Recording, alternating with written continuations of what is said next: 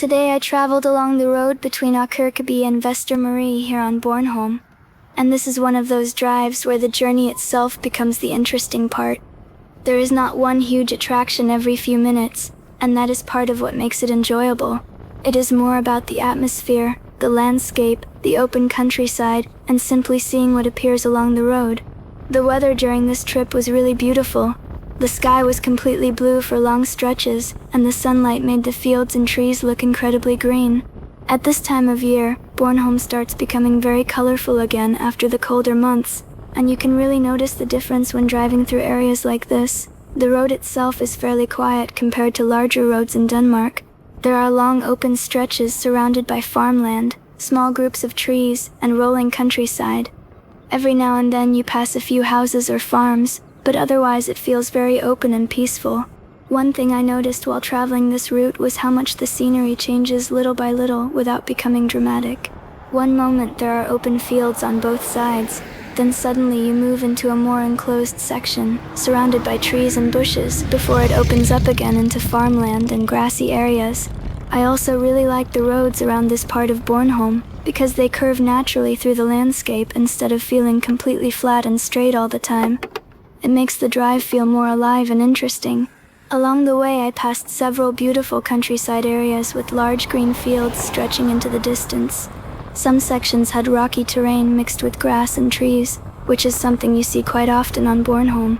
The island has this combination of farmland, forest, and rocky landscapes all mixed together in a way that feels very unique. At one point during the trip I also noticed several horses out in the fields. Naturally, I stopped for a while to observe them because they immediately caught my attention. Some of the horses were standing quietly grazing, while others were more alert and looking directly toward the road.